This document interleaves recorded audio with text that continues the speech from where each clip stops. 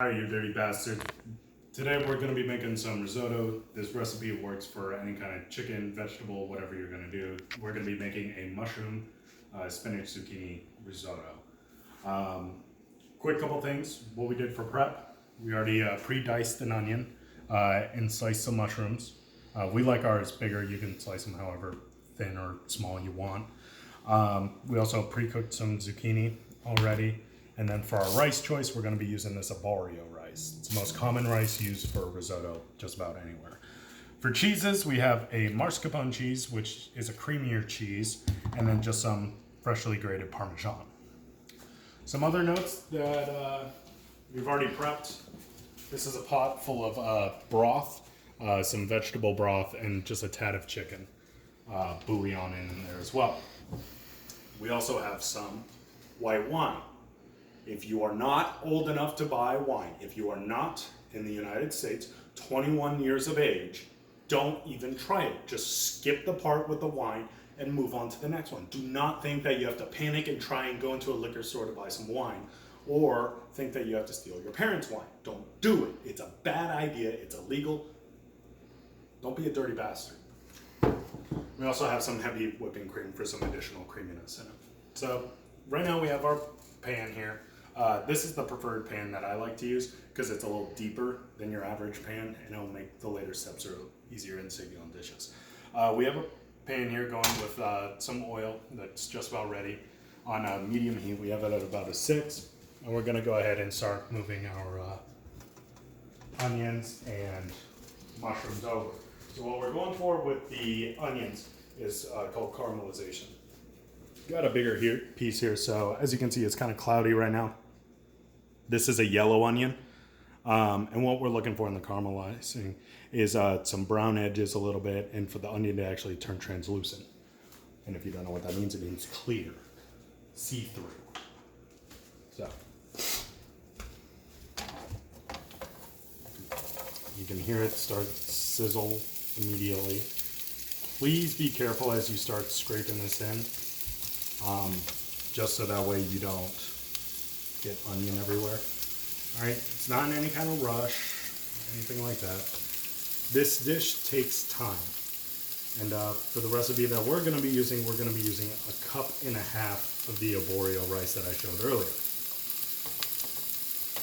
Just so that way we can pack some for lunch tomorrow, honestly. All right, get all that nice and in. So as you saw, my pan was already kind of pre-oiled a little bit because this is the same pan I cooked the zucchini in. So it still has that nice residue, basically flavor from it.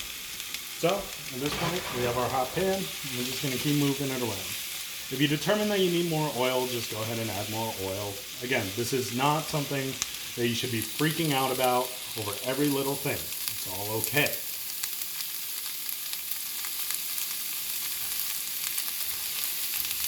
So while this is doing its thing, we're going to go ahead and get our garlic. Because it's an Italian dish, so it's garlic heavy.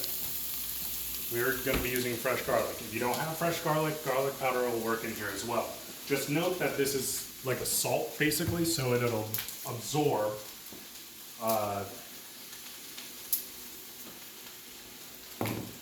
the excess oil. So peel your garlic if it's fresh. If it's not, then you just have the dried pre-minced stuff. That's fine as well. Just go ahead and add it. You want approximately 3 cloves worth of garlic. Or at least that's what we use because we love our garlic. If you don't like garlic, don't add it. It's that simple. It's not that big of a deal.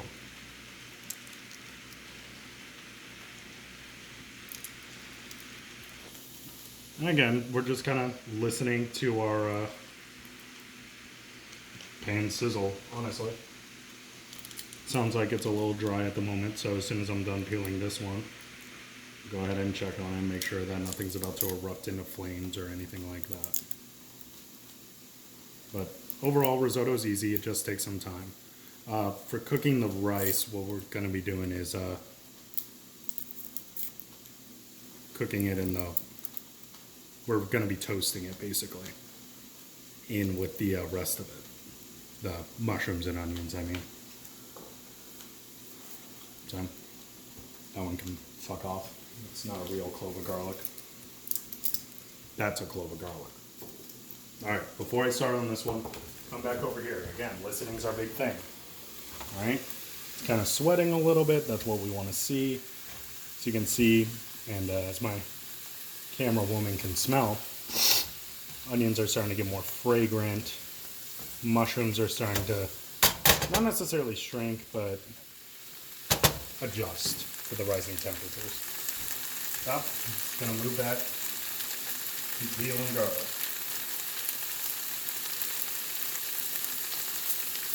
So, if like me, you don't have garlic already prepped and ready to go and yada yada, fine. Like I said, we're keeping this on a relatively low heat. If you're on a time crunch, you can turn up the heat. Just know, obviously, it's going to cook faster at that point. So, again, we have our 3 cloves of garlic. Our onions are looking and smelling delicious. So the reason that we're not going to be seasoning anything at this point is for 2 major reasons. Number 1, we're going to be putting some white wine in there, which will add some flavor that the mushrooms will soak up. Mushrooms are great at absorbing stuff, specifically liquids. We also have that fat pot of broth over there, which is also going to be a fair amount of flavor for us. And then obviously the cheeses and the onions, the garlic, the mushrooms, all of that will bring their own flavor. So we're actually going to turn up our heat to about a 7 or an 8 on an electrical stove. Turn it up. As the kids say, we are turning it up. I got a nice glare about that. All right, so we have our beautiful colors that we're looking for. The onions are translucent. They're kind of malleable. So at this point, we're going to go ahead and add our garlic. So there's a couple ways that you can do the garlic. My preferred way is through a garlic crusher. A little bit in there. Usually it stays in there. But obviously it crushes the garlic. Just like that. So we'll put our 2 smaller cloves in there and set our big one back down. Go ahead and grab a knife. Not a serrated one. Serrated ones are annoying. You want a straight one, just like this. All right, this will work fine. I just find it easier to cut with. And then crush that garlic, get that good gorilla strength going. Scrape it off. Open it back up. Now what I do for the garlic crusher is I take that residue, the skin, off of that, put it back in, so that way it can get crushed again. Just like that. We'll go ahead and do that one more time. Because again, that was a big one, so there's no way all the garlic got put in there, so that's why I do it a second time. Maximizing cloves. Toss that bitch in the sink. That's all you need for the garlic crusher. Go ahead and stir that around. Get that wonderful fragrance going. You know, who doesn't like the smell of onion, garlic, and mushroom cooking in the same pan? Delicious. Now we're getting that beautiful brown that we were looking for our onions, which means they're just about caramelized. So at this point, we're basically going to make a little pocket for now, right here in the center. I'm going to go ahead and put just a touch more oil in there. Just about that, about a tablespoon or so. And then we are going to grab our arborio rice. And again, I'm doing about half a cup, or a cup and a half rather, assuming I can talk properly. This makes a lot. It makes a good amount. So that right there is just half a cup. That's 3/4. That's 1 cup. We're going to go ahead and do 2 more. What I'm using for measurement is a 1/4 cup, in case you didn't math. There. That's a cup and a half. That's going to make a fair amount of risotto. And we're just going to go ahead and stir it around. And what we're doing, like I said, is we're toasting it. All right? So we're just looking for like that light, kind of brownish color, like you would expect on toast. I know, shocking. The process called toasting. We're looking for a toast-like thing. All right? It's not overly spectacular. And if for whatever reason, at this point while we're working, you're freaking out, just take a chill pill. All right? We're just toasting some rice. And then we're going to put some white wine in. Okay, so that way that's the first thing. And then we're going to turn up the heat and cook off the alcohol. That's the most important thing if you're working with wine, is cooking off the alcohol.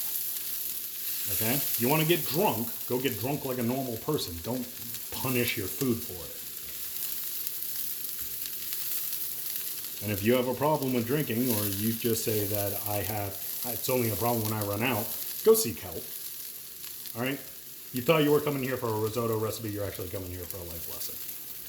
All right, so I would say that's about toasted, and what we're looking for is like a toast. So some of our kernels are getting that nice kind of, I don't want to say kernels, grains of rice are actually getting that nice kind of golden brown color. And again, it's just stirring, letting it go. Chill.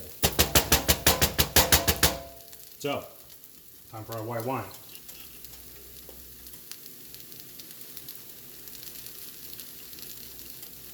If you have a wine opener, use a wine opener. I'm using my teeth like a barbarian.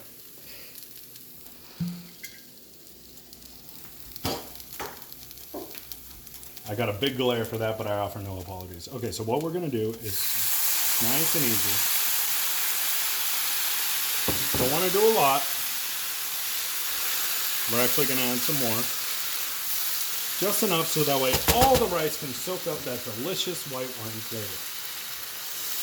Just like that. So if I had to take a guess at how much that was, I would say probably about a quarter cup. Maybe even a third or a half. And then we're just going to let that cook. Again, turn up the heat to about an 8 or a 4 if you have a 5-count stove for whatever ungodly reason. We're just going to let that sit. So, at this point, our big thing of what we're going to be doing is taking this fancy looking spoon, also called a ladle. Why? I don't know, Google that shit. We're going to be doing ladles at a time, just in like that. Now, once the rice is basically fully covered at this point with our broth, I had to smell for the wine. You can smell when the alcohol's gone.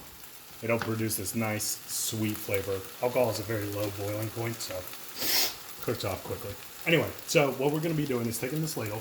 We're going to be scooping ladles at a time of the broth here, just like that, coming over here, and then dumping it in like that.